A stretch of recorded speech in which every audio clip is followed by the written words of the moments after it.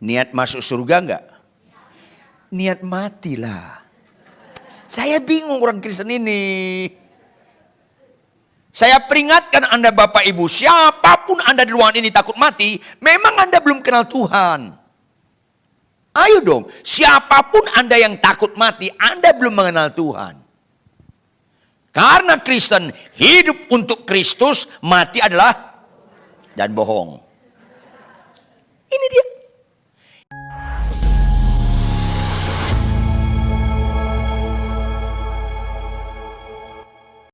Kau yang maha besar ya Tuhan, maha mulia, sempurna, mau berkorban untuk keselamatan kami.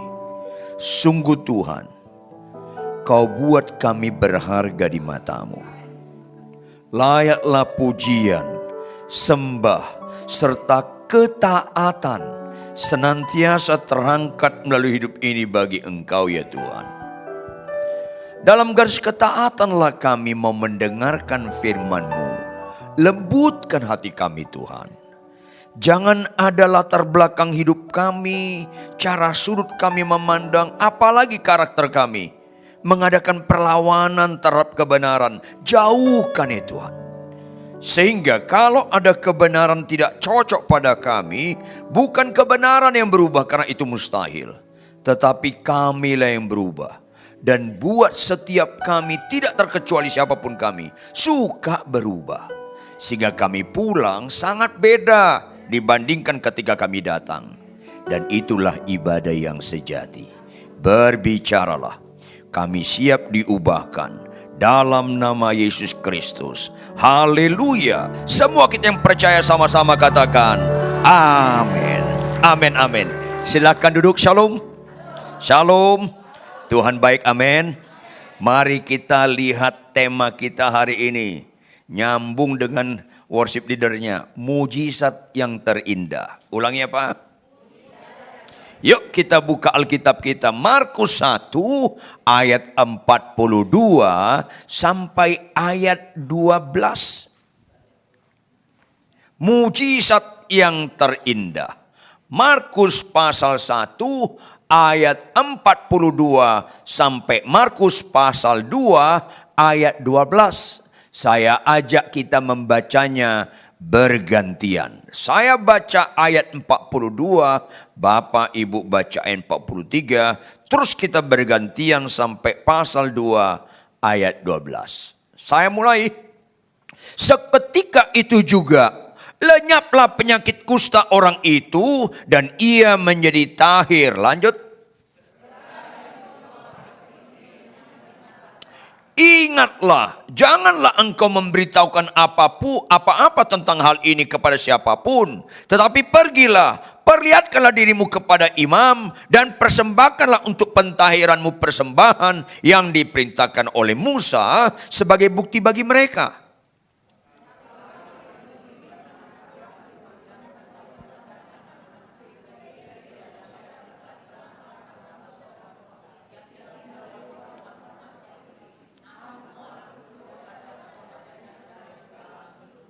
Kemudian sesudah lewat beberapa hari, waktu Yesus datang lagi ke Kapernaum, tersiarlah kabar bahwa ia ada di rumah.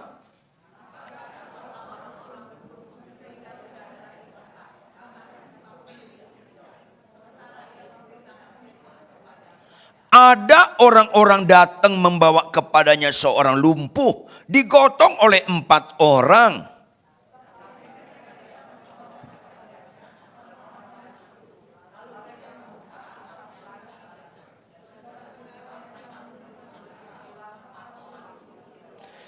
Ketika Yesus melihat iman mereka, berkatalah ia kepada orang lumpuh itu, "Hai anakku, dosamu sudah diampuni."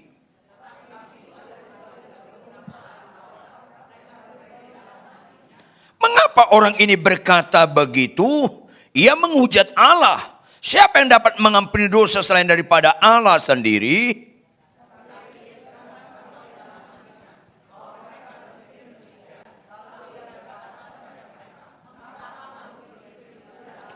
Manakah lebih mudah Mengatakan kepada orang lumpuh ini, dosamu sudah diampuni, atau mengatakan, bangunlah, angkatlah tilammu dan berjalan.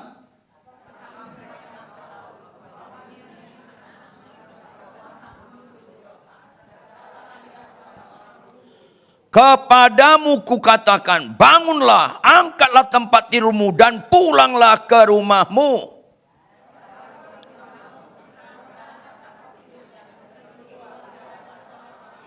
Sehingga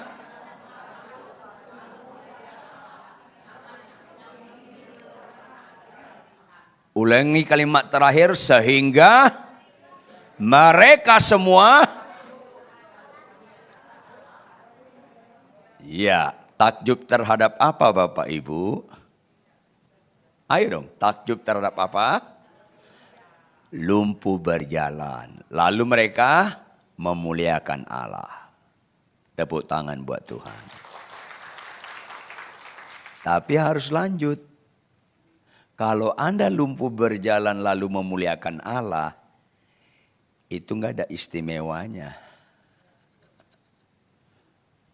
Nggak rela wajah Anda ini. Kalau Anda punya mobil Innova, jadi Alphard, lalu memuliakan Allah, bagus. Tapi nggak ada istimewanya. Nyambung gak sih? Ya nyambung lah, orang Anda yang saya maksud. Ini penting sekali. Supaya nyanyian kita, statement-statement worship leaders, dan pikiran Kristus nyambung dengan kita. Halo, pernah dengar Paulus dan Silas masuk penjara? Tahu Anda urutannya? Orang masuk penjara zaman dahulu ditelanjangi, terus dicambuk oleh cambuk yang cabangnya 5 atau 6. Yang tiap ujungnya ada seperti bola. Di tiap bolanya nongol kayak mata pancing. Sehingga kalau dicambuk itu nempel di tubuh. Ditarik, dicambuk, ditarik sebanyak 39 kali. Enak gak? Sakit sekali. Gak usah dipraktekin. Sakit sekali. Kemudian dibuang ke penjara paling tengah. Tahu nggak Anda penjara zaman dahulu? Penjara zaman dahulu kayak spiral. Paling pinggir di atas permukaan tanah. Makin ke tengah makin turun, makin ke tengah makin turun, makin ke tengah makin turun. Paling tengah itu paling bawah. Tahu Anda maksudnya Bapak Ibu? Maka kotoran air seni, BAB dari atas, turun ke situ. Dalam kondisi dicambuk, didera, luka-luka, di penjara paling jorok, infeksi enggak? Infeksi. Demam tinggi. Tapi Paulus ngomong sama Silas, las, apa lus? Nyanyi nyok. Akhirnya mereka memuliakan Allah enggak? Mereka udah sembuh atau belum? Udah keluar penjara atau belum? Itu berkualitas. Itu istimewa. Katakan amin. Tepuk tangan. Yes. Orang Kristen gak kelihatan mujizatnya. Kalau lumpuh berjalan itu hanya sesaat. Mobil Anda jadi baru. Berapa lama namanya disebut mobil baru? Taruh 6 bulan. Tahun depan disebut mobil baru enggak? Enggak. Apalagi 5 tahun lagi. Artinya, kalau yang kita sukai terjadi kita memuliakan Allah, itu bagus tapi masih dangkal. Bapak-bapak lihat saya. Kalau kalian masih punya istri, 40 tahun, 50 tahun menikah, istrimu masih tetap kurang hemat berkata-kata, ketika dia tidur Anda berlutut, Anda nyanyi, aku memuji kebesaran. Itu baru berbobot. Dan pura-pura nyambung. Itu baru berbobot. Itu gak ada amin kan? Bukan ibu-ibu, aminnya bapak-bapak. Ibu-ibu, kalau sampai detik ini suamimu masih kasar, Masih sengak lagunya. Tetapi ketika dia tidur, Anda tatap dia dan Anda bilang kepada Tuhan, Tuhan Yesus baik, itu baru berbobot. Gak usah ketawa, meratap aja. Ini masalahnya. Akhirnya apa? Buka operator Roma 12 ayat 2. Yuk, Roma 12 ayat 2. Sama-sama kita baca Roma 12 ayat 2. Perhatikan ayat ini. Roma 12 ayat 2. Operator, ampuni dia Tuhan, karena dia tidak tahu apa yang dia tampilkan. Roma 12 ayat 2. Ini ya, sama-sama baca Bapak Ibu. 1, 2, iya. Janganlah kamu menjadi serupa dengan dunia ini, tetapi sehingga apa yang baik, yang berkenan kepada Allah puncaknya, dan yang sempurna. Tepuk tangan dan bicara lagi. Yes. Bapak Ibu coba lihat ayat ini. Perhatikan. Ada kalimat unsur larangan enggak? Ada enggak? Kalimat mana? Dengar dong baik-baik. Selaras dong dengan pikiran Kristus. Selaras dong dengan Alkitab. Alkitab, Tuhan kurang kerjaan kalau melarang yang enggak serius. Artinya ini sangat serius.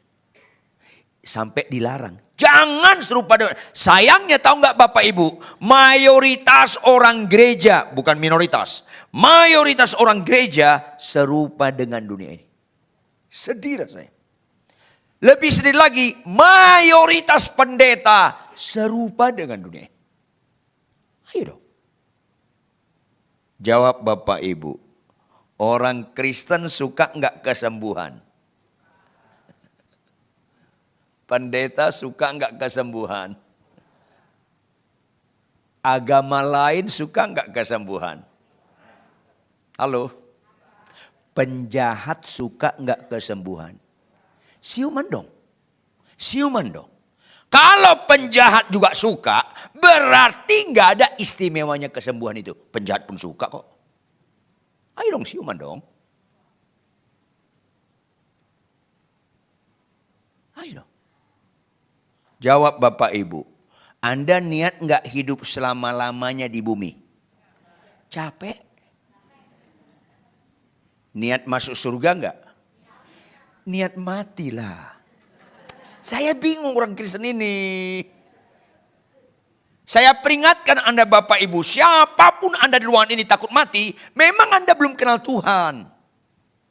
Ayo dong, siapapun Anda yang takut mati, Anda belum mengenal Tuhan.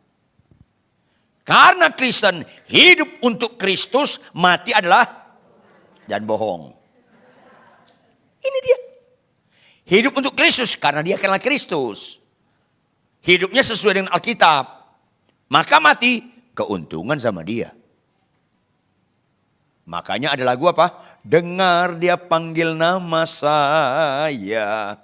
Dengar dia panggil namamu. Dengar dia panggil nama saya. Lanjut. Juga. Apa jawabmu? Ku jawab ya. Apa jawabmu? Ku jawab ya. Dipanggil nanti malam? Gitu loh. Ngapain nyanyi lagu itu kalau enggak mau mendengar suara Tuhan dan pulang? Tahun lalu bulan 4 saya kritis. Mau dilarikan ke Singapura. Saya bilang, saya berdoa dulu lah. Saya bilang, Tuhan, kalau memang melalui penyakit krisis ini, kau panggil saya dalam nama Yesus. Tolonglah on time Tuhan, jangan delay lah. On time lah Tuhan. Tuhan yang bilang delay, jadi delay tuh. Jadi ketemu kita. Sebenarnya saya males. Kalau saya ke surga, ketemu Abraham, Daniel, Musa, Ayub, Ribka, Esther, Maria. Lebih suka saya ketemu mereka daripada Bapak Ibu. Delay kata Tuhan. Ya Tuhan, rupanya ada maksud Tuhan. Kalau Anda naik pesawat ke Singapura, kemana? Maunya on time atau delay? Kalau delay kesel nggak? Kalau delay 2 kali? Kalau delay 3 kali? Jangan-jangan Anda ngamuk. Jawab dong, mana lebih bagus, surga atau Singapura? Surga, benar. Kalau nggak percaya Anda, matilah nanti malam dia lah. Bagus sekali surga. Halo Bapak Ibu, kalau Anda dipanggil ke surga, maunya on time atau delay? Ya Tuhan, orang Kristen ini. Lama-lama Kristen itu dibodoh-bodohi oleh pengajaran-pengajaran yang gak utama. Makanya ada pendeta bilang, Pak Ridwan saya gak setuju. Kenapa? Saya beriman umur saya 120 tahun. Itu iman yang bodoh. Loh kenapa? Kalau 120 tahun umurmu, adik kakakmu udah pada mati. Jangan-jangan anakmu pun pada mati. Terus siapa yang ngurus Anda? Iya. Kalau umur 120 tahun ukuran iman, jawab Bapak Ibu. Kenapa Yesus mati di kayu salib enggak umur 120 tahun? Ada yang tahu enggak? Yesus mati di kayu salib umur berapa? 33 something. Kenapa? Panjang pendek umur bukan ukuran iman. Siumanlah Anda. Ukuran iman apa? Apa yang Anda isi dengan usia Anda, walaupun pendek ataupun panjang. Apa yang diisi? Kualitas ukuran iman. Ulangi apa? Iya. Jangan serupa dengan dunia ini. Dunia ini suka kesembuhan, Anda suka kesembuhan. Serupa. Dengar Bapak Ibu, ada enggak perintah Tuhan, kasih musuhmu? Balaslah kejahatan dengan kebaikan. Jika ditampar pipi kiri, kasih pipi kanan. Ada enggak? Penjahat suka enggak? Yang keras dong? Enggak. Agama lain suka enggak? Enggak. Orang Kristen suka enggak? Masalahnya enggak juga. Enggak juga. Enggak juga.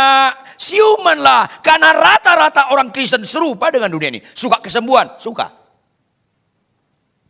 Dunia enggak suka membalas kejahatan kebaikan. Orang Kristen juga enggak suka. Bapak Ibu, jangan lagi sakit hati sama menantu. Anda enggak kenal Kristus. Bersyukurlah Anda sebelum meninggal dengar khotbah hari ini. Supaya kalau tahun depan meninggal agak beres hidup kita. Kenapa Anda bisa nggak ngomongan sama enso? Tahu enso nggak ya? Bukan soang, enso. Ipar. Ngai punya istri Chinese Toto. Pak me. Hak sinyin. Yang nggak ngerti emang gue pikirin. Ada orang Kristen menyembah terharu-terharu. Tapi sikap dia mengampuni iparnya sangat mengharukan. Susah. Nggak banyak orang Kristen beriman. Karena fokusnya bukan mujizat yang utama. Akhirnya Tuhan bilang banyak yang terpanggil. Mujizat yang terindah adalah menjadi pelaku firman sampai garis akhir. Itu mujizat terindah. Finishing well. Ini mujizat terindah. Itu yang dikatakan WL tadi. Bertahan sampai garis akhir. Makanya mengucap syukurlah dalam jangan bohong. Lihat ayat 42. Kembali kita Markus 1 ayat 42 operator. Bacaan kita. Markus 1 ayat 42. Sama-sama kita baca Bapak Ibu. 1, 2, ya. Seketika itu juga. Kata mana aspek keterangan waktu? Jawab dong. Tuhan perlu tahunan atau seketika membuat lumpuh berjalan? Tuhan perlu tahunan atau seketika membuat buta celik? Membuat Lazarus bangkit? Membuat laut terbelah? Halo? Apa maksud Tuhan di situ? Dengar dong Bapak Ibu. Apa makna di balik seketika? Tuhan sedang menginformasikan kepada kita, hai umatku, itu mujizat terendah. Seketika. Saya bingung orang Kristen, kagum lumpuh berjalan. Kalau Anda orang gak percaya atau kanak-kanak rohani, wajarlah. Tapi kalau Anda mulai dewasa rohani, gak kagum lagi dengan itu. Gak kagum. Karena itu seketika. Dan tahu gak Bapak Ibu apa kata seketika? Gak ada unsur kekekalannya. Catat dong baik-baik. Semua yang seketika nggak ada unsur kekekalannya. Jawab, Lazarus dibangkitkan Tuhan Yesus nggak? Mati lagi nggak? Karena nggak kekal. Laut dibelah Tuhan nggak melalui Musa? Sekarang terbelah atau udah gabung? Karena nggak ada kekekalan. Itu seketika semua. Makanya ketika ibu-ibu datang ke saya, puji Tuhan Pak Ridwan, 5 tahun yang lalu Bapak bimbing saya di rumah sakit Darmais sakit kanker parah. Dan saya sudah sembuh. Kapan kejadiannya Ibu? 5 tahun yang lalu Pak Pendeta. Oh puji Tuhan. Kapan periksa terakhir? 6 bulan yang lalu Pak Pendeta. Apa hasilnya? Saya sudah bersih dari kanker. Apa saya bilang? Puji Tuhan, Ibu sudah sembuh. Tapi jangan lupa, Ibu tetap bisa mati lagi. Kasih tahu. Kasih tahu. Ketawa Anda mengandung kepedihan. Ada enggak orang sakit kanker disembuhkan Tuhan? Ada enggak? Ada. Mati lagi enggak? Karena itu seketika semua. Siumanlah Anda. Seketika. Ulangi apa? Ibu-ibu lihat saya.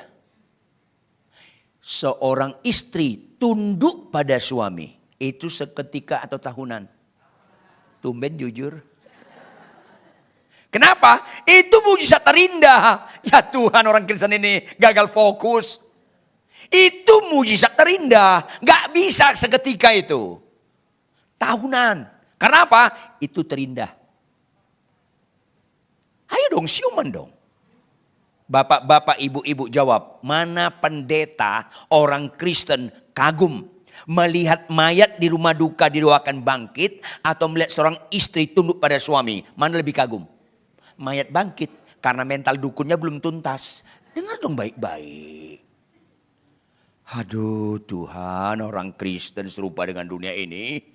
Alkitab mencatat 2 mujizat terindah. Pertama, jika 1 orang saja bertobat, seisi surga bersorak-sorai. Karena bertobat ada unsur kekekalannya. Jangan lagi tertarik sakit sembuh. Kecuali Anda belum lahir baru. Tertariklah, silakan gak apa-apa.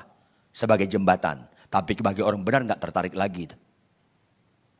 Yang kedua apa? Orang yang berbahagia bukan sakit sembuh. Apalagi mobilnya Innova jadi Alphard, bukan. Orang yang berbahagia adalah orang yang mendengarkan firman Tuhan. Serta itu mujizat terindah. Bapak-bapak, malanglah nasib Anda kalau Anda gak pelaku firman. Kalau Anda tidak mengasihi istri Anda, bagaimanapun kelakuan istri Anda, malanglah nasib Anda. Ibu-ibu, malanglah nasib Anda, bagaimanapun kelakuan suami Anda gak tunduk sama suami. Malanglah. Ini yang harus dikhotbahkan berulang-ulang. Bapak ibu, malanglah nasib Anda kalau masih sakit hati. Malanglah nasib Anda kalau Anda tidak membalas kejahatan dengan kebaikan. Karena itu mujizat terindah. Itu gak ada amin. Amin berikutnya itu gak spontan latah. Ini yang harus dikhotbahkan berulang. Apalagi kita bermanfaat. Ulangi apa? Apa nama persekutuan ini? Ubi. Apa? Ubi. Ulangi apa? Ubi lebih bermanfaat daripada beras. Bermanfaatlah. Bagaimana cara bermanfaat? Hanya pelaku firman Tuhan bermanfaat bagi suami, bagi istri, bagi menantu, bagi anak, bagi cucu. Hanya pelaku firman. Tepuk tangan yang keras. Yes. Jangan lagi pernah maknai kekristenan sekedar bisa khotbah. Halo, bisa khotbah bukan ukuran rohani. Catat dong baik-baik. Makanya enggak semua orang percaya harus bisa khotbah. Karena itu bukan ukuran rohani. Bisa bernubuat, puji Tuhan. Tetapi itu bukan ukuran rohani.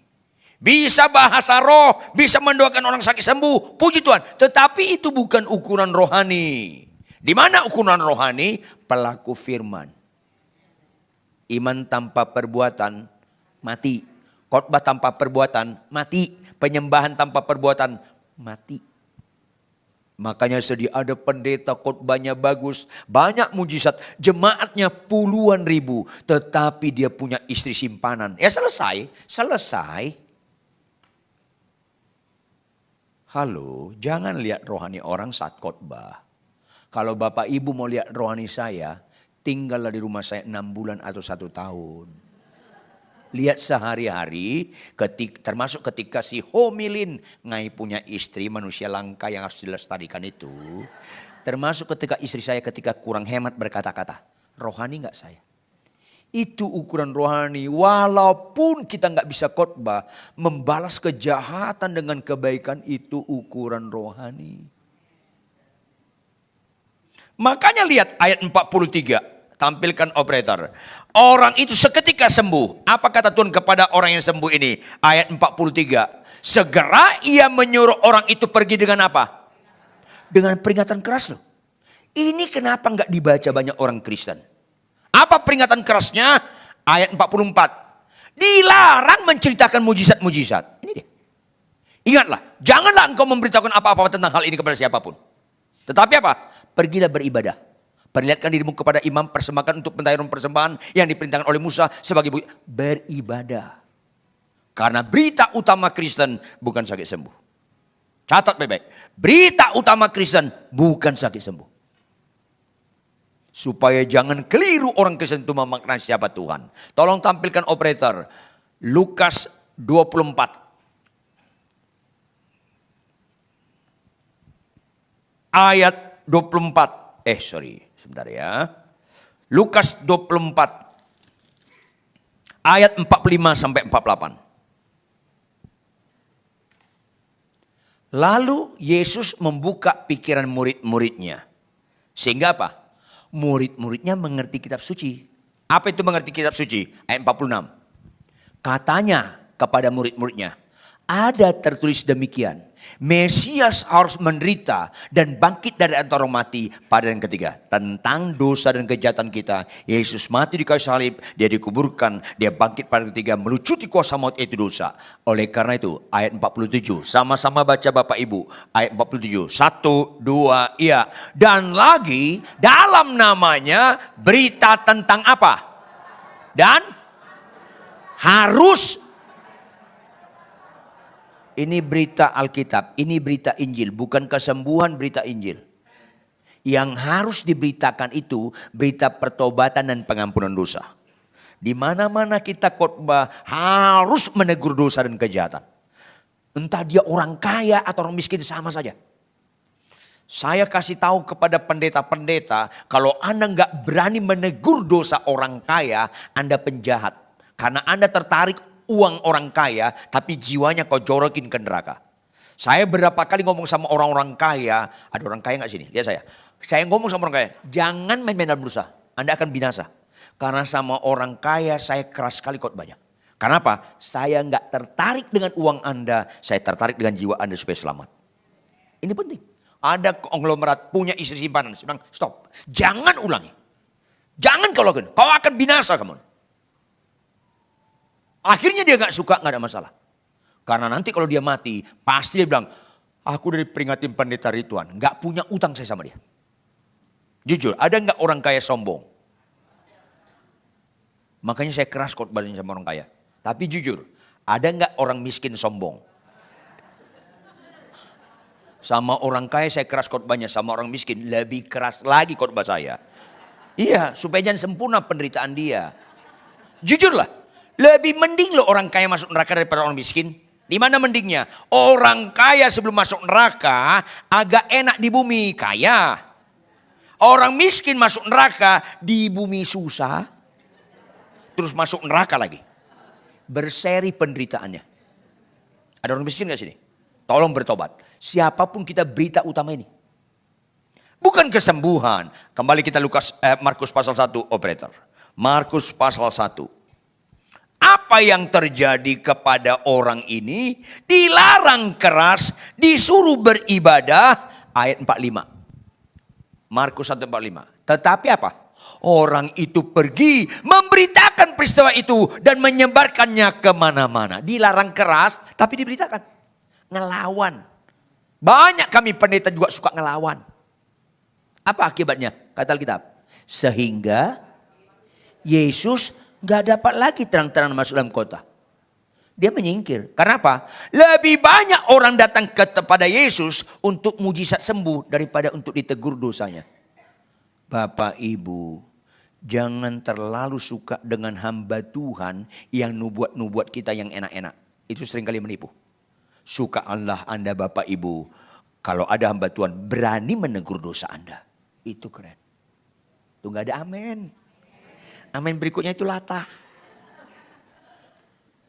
Malanglah hai orang Kristen. Kalau Anda gak suka ditegur dosa Anda. Malang Anda. Gak ngerti Anda Tuhan. Padahal dia dihina, disalibkan karena dosa dan kejahatan kita.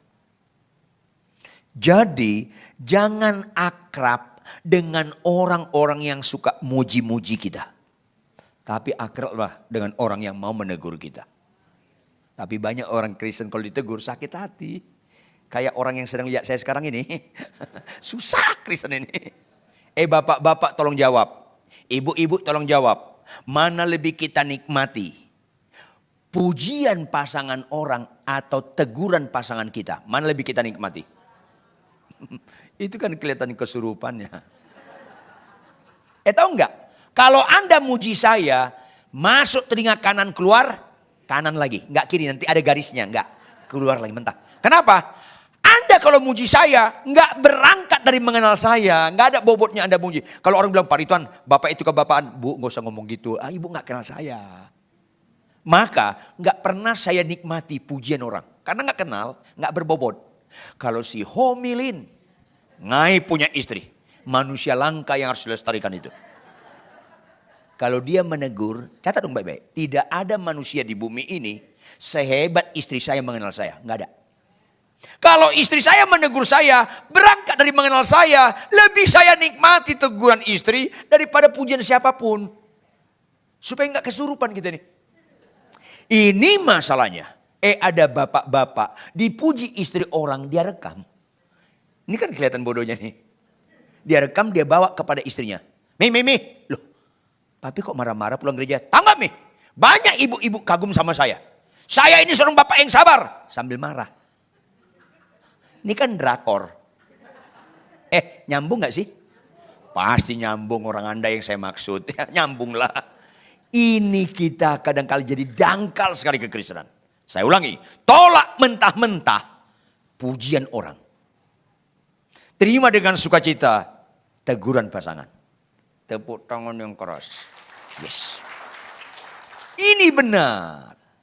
Kita bicara mujizat yang utama. Supaya berubah kelakuan kita.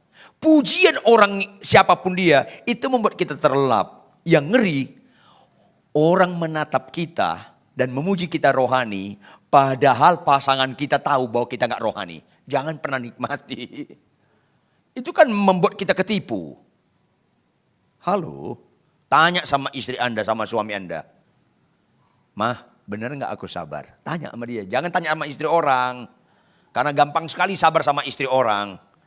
Orang jarang ketemu. Ini penting sekali. Maka dilarang memberitakan tentang mujizat-mujizat. Akhirnya tahu nggak Bapak Ibu? Mayoritas jemaat suka khotbah berkat. Nggak suka khotbah sangkal diri pikul salib. Mau kemana Kristen ini? Suka khotbah-khotbah mujizat-mujizat. Nggak suka khotbah-khotbah meninggalkan dosa. Saya pernah gereja besar di Jakarta ini. Jadwal saya khotbah di gereja itu 6 kali setahun. Begitu 4 kali khotbah terus ada yang bilang, Pak Ridwan, khotbah Bapak yang 2 kali kami coret Pak. Oh iya, gak apa-apa. Tapi saya mau tanya, kenapa? Habis pendukung dana gak suka khotbah Bapak, Bapak negur dosa. Ya gak apa-apa, saya bilang. Halo, khotbahlah yang benar walaupun gak diundang lagi. Ini akhir zaman. Penting sekali. Kita khotbah bukan karena persembahan.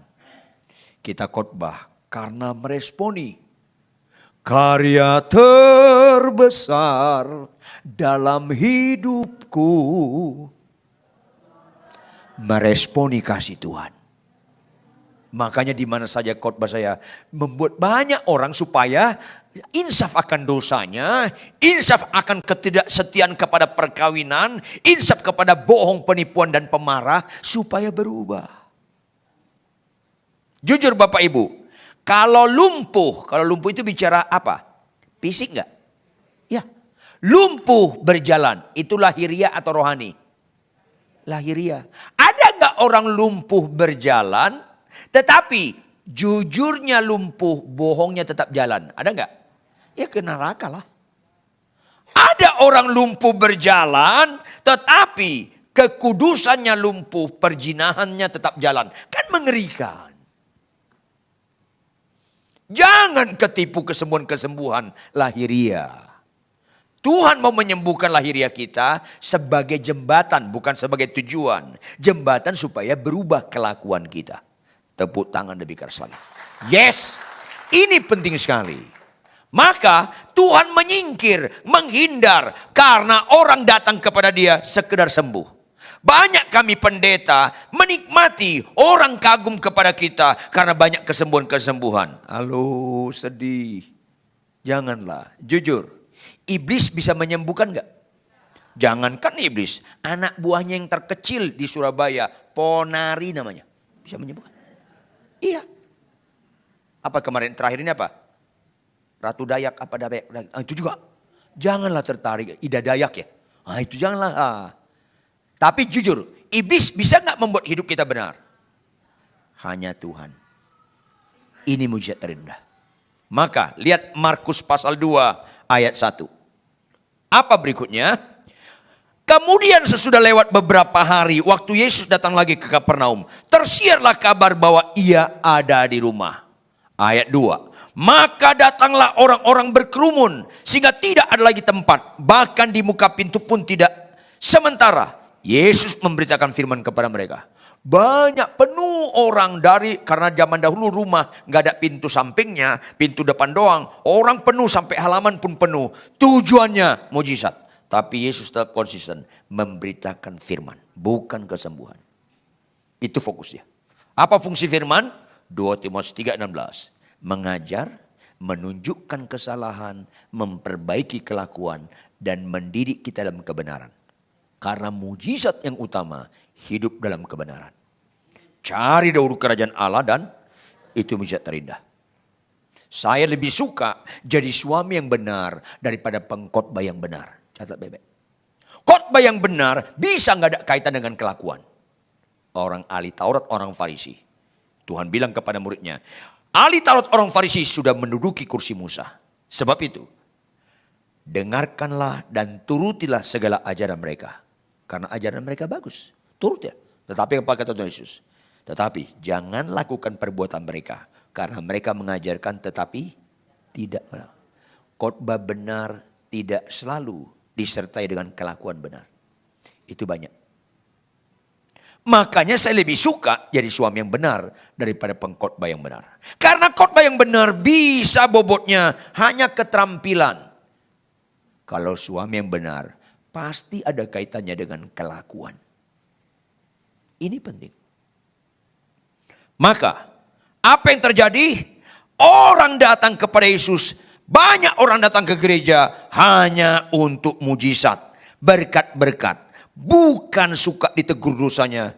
Dirubah kelakuannya. Ayat 3. Tampilkan ayat 3. Ada orang-orang datang membawa kepadanya seorang lumpuh digotong oleh 4 orang. Misalnya Yesus ada di rumah sebelah, orang penuh, ada orang datang menggotong, datangnya dari Puri Indah. Begitu nyampe ayat 4. Tetapi mereka nggak dapat membawa kepadanya. Artinya ekspektasi mereka pikir bisa membawa ke depan Yesus. Artinya mereka nggak nyangka penuh orang.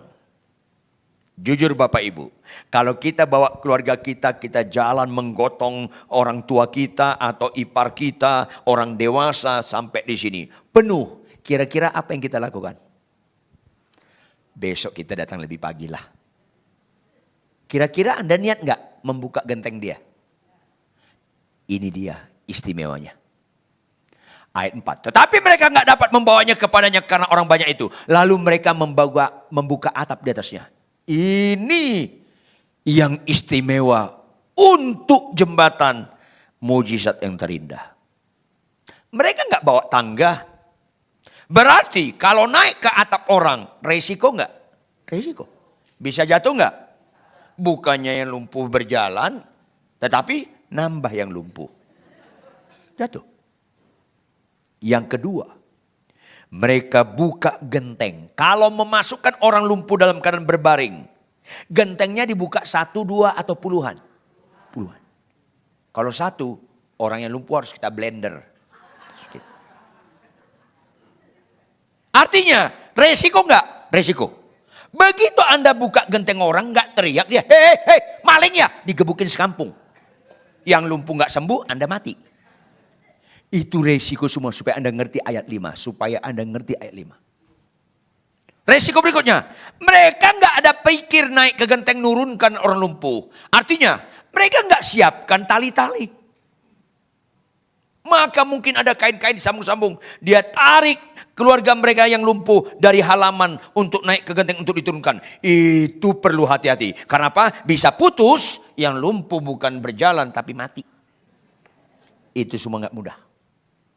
Apalagi nurunin, lebih gampang naikin daripada nurunin. Kenapa? Kalau naikin cuma 1 sikap tangan, pegang keras, keras aja. Kalau nurunin, keras dengan longgar. Keras dengan longgar. Itu perlu hati-hati. Karena di bawah sana banyak orang jatuh, puluhan lumpuh di bawah nanti. Itu tidak mudah. Itu perjuangan. Sehingga ada nyanyian apa? Ku tak akan menyerah. Lanjut. Pada yes. Jangan menyerah mengasihi suami istri. Jangan menyerah mengampuni menantu anak. Jangan menyerah berdamai kepada orang yang menyakiti kita sekalipun. Jangan pernah menyerah. Karena tidak menyerah itu gambaran iman. Tahu nggak Bapak Ibu? Arti ku tak akan menyerah. Artinya lebih tahan banting daripada setan. Itu artinya. Saya gembala jemaat di Pondok Indah. Misalnya, saya mau ibadah 30 menit sebelum ibadah. Kami berdoa. Salah satu doanya apa? Ngusir setan. Iblis dan roh jahat kegelapan tidak boleh ambil bagian dalam ibadah tempat ini. Kami ikat, kami ketolak, kami usir. Keluar. Keluar dia Bapak Ibu. Jujur, minggu depan datang lagi gak deh? Datang lagi. Kita usir lagi. Minggu berikutnya datang lagi gak? Lain dengan jemaat. Kalau saya bilang, Pak, Bu, jangan ibadah tempat ini. Keluar, keluar. Minggu depan datang lagi gak? Saya takut setan lebih cocok dari Anda menyanyikan lagu. Ku tak akan, lebih cocok setan. Saya peringatkan Anda Bapak Ibu. Apapun masalah di gereja ini, gesekan apapun tetap datang. Tepuk tangan yang keras. Itu Kristen, jangan pernah menyerah. Kalau istri atau suami Anda maki-maki. Tahu nggak? Aku nyesalkan nama Anda. Terus Anda balas. Aku lebih nyesal. Jangan, itu kesurupan. Kalau istri saya dulu ngomong gitu. Pak tahu nggak? Aku nyesalkan sama papa. Saya bilang, Ma, aku nggak pernah nyesalkan sama mama. Tahu nggak Pak? Papa itu jelek. Saya bilang apa? Mama cantik. Biarkan dia solo karir. Jangan duet. Aduh. Dia maki, duet makinya. Memang masih kesurupan. Serupa dengan dunia ini. Jadi jangan ada aksi yang jelek, reaksi jelek. Jangan. Balaslah kejahatan dengan itu yang benar. Dan dimulai di perkawinan. Bukan sama pasangan orang.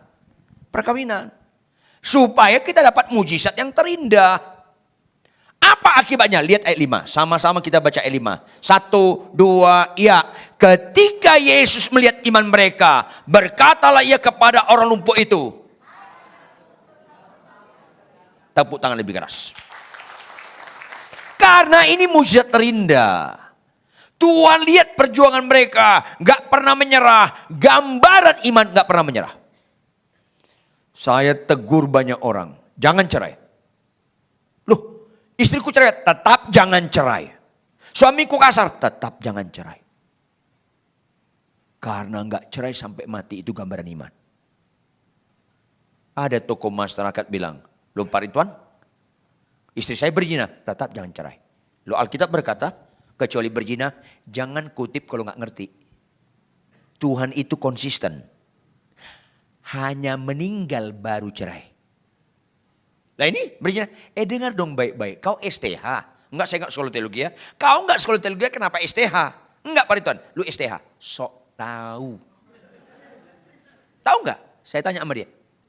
Yesus lagi dialog sama orang Yahudi. Jawab, kalau istri berzina diapain?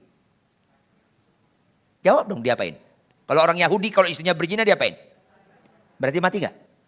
Arti zina di situ mati, sama dengan mati. Siumanlah Anda.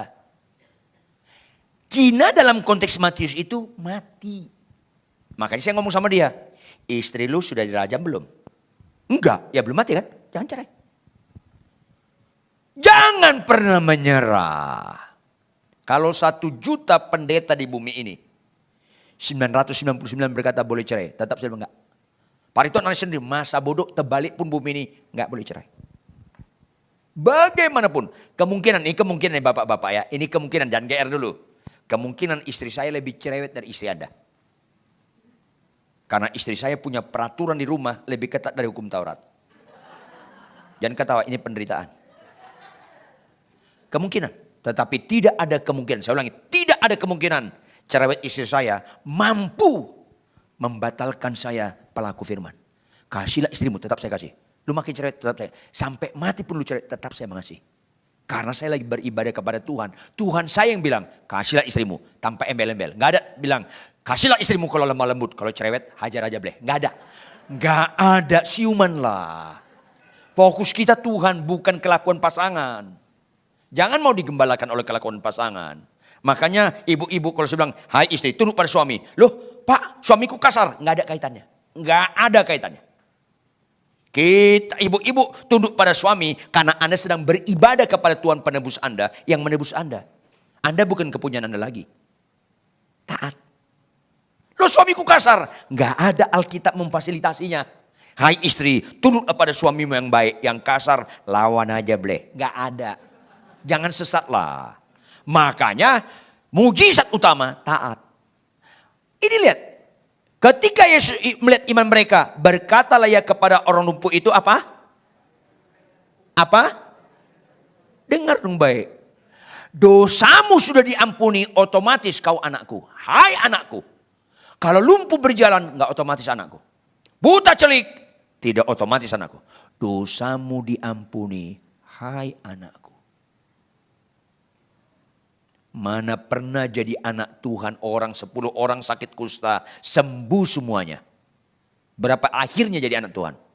1. Karena kesembuhan gak bisa membuat status kita jadi anak Tuhan. Catat dong baik. Tetapi dosamu diampuni disebut anak Tuhan. Tapi yang terjadi saya persingkat. Ayat 6 sampai ayat 7 nyinyir orang-orang ahli Taurat, orang Farisi. Hanya Allah yang bisa mengampuni. Loh kan Yesus Allah. Saya sedih ada pengajaran sekarang ini. Yesus itu bukan Allah. Ada apa lagi nih? Yang ngajar mantan rektor teologi. Ngawur sekarang ini. Dan pengikutnya mulai banyak. Halo iblis datang seperti malaikat terang mengerikan. Yesus itu bukan juru selamat. Dia petugas. Allah Bapa juru selamat. Ada apa ini? Yesus itu dibawa Allah Bapa. Hati-hati. Makanya kita sama-sama baca. Kita lihat ayat 10. Sama-sama kita baca ayat 10 operator. 1, 2, ya. Bahwa.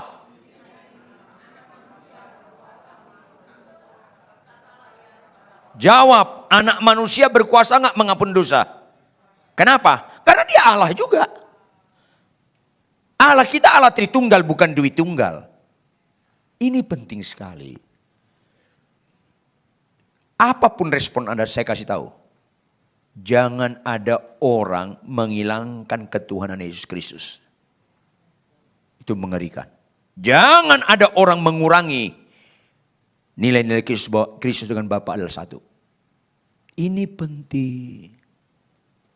Maka pulanglah dari tempat ini Bapak Ibu. Lebih tertariklah kita bertobat supaya dosa kita diampuni daripada sakit sembuh. Karena dosa kita diampuni, status kita anak Allah.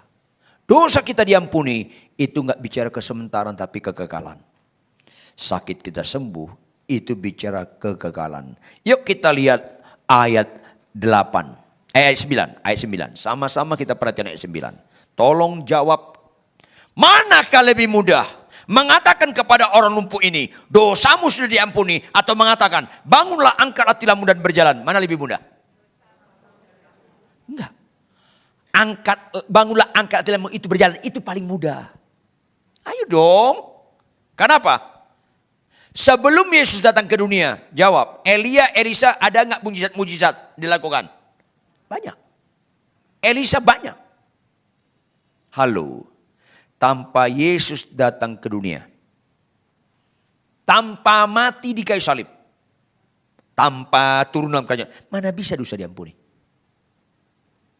Halo, berbahagialah dosamu diampuni walaupun sakitmu nggak sembuh. Malanglah nasibmu kalau sakitmu sembuh, kau nggak bertobat karena dosamu nggak diampuni. Jauh lebih berat dosa diampuni. Sakit sembuh, itu yang saya bilang. Iblis bisa lakukan karena itu jauh lebih ringan. Iblis bisa nggak mengampuni dosa? Enggak. Membuat kita makin berdosa, iya. Pulanglah dari tempat ini supaya kita ngerti kita sangat berharga di mata Tuhan. Bukan karena sakit kita sembuh, tapi karena dosa kita diampuni. Supaya nama kita ada di dalam kerajaan surga. Tetapi selain itu, pulang dari tempat ini karena mujizat terindah berikutnya. Jadi pelaku-pelaku firman. Sekali lagi, para suami, kasih istrimu bagaimanapun kelakuan istrimu.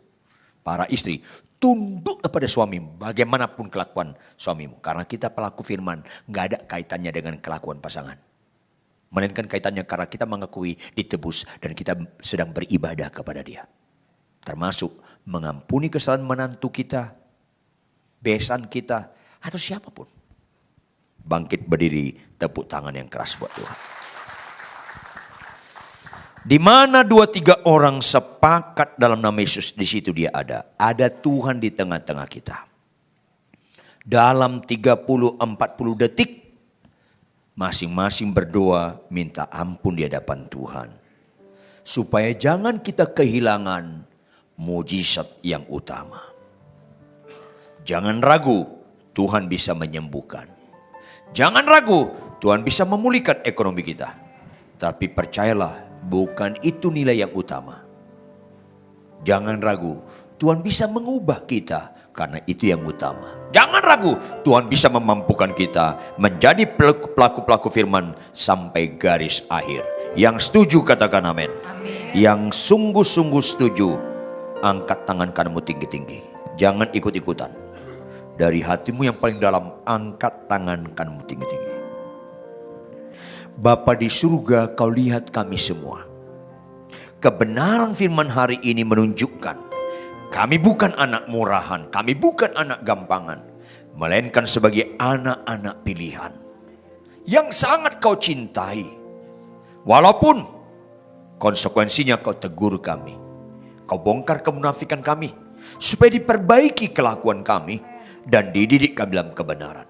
Terjemahkan lebih lanjut kebenaran ini dengan segala kekayaan maknanya, lebih daripada hamba-Mu yang sangat terbatas ini dalam menguraikannya. Materaikan dalam roh hati kami masing-masing. Follow up Roh Kudus supaya mujizat terindah dan terutama, yaitu pelaku-pelaku firman Tuhan, sungguh menjadi nyata dalam kehidupan kami sampai garis akhir. Karena melalui ini ada perubahan karakter kami. Melalui ini kami menjadi surat-surat yang terbuka yang bisa dibaca orang. Sehingga makin banyak lutut bertelut dan mulut mengakui Yesus Tuhan. Dan tempat ini makin ditambah-tambahkan jiwa-jiwa baru. Dan nama Tuhan dipermuliakan. Berkati Bapak Ibu Gembala kami Tuhan. Berkati semua hamba-Mu yang melayani tempat ini. Termasuk pengurus UBI, worship leader, singers, pemain musik, penanggung jawab multimedia, soundman, siapapun yang ambil bagian. Ingatkan mereka, tidak ada yang sia-sia dalam melayani Tuhan. Amen. Dalam nama Yesus Kristus. Haleluya. Semua yang percaya sama-sama katakan. Amin.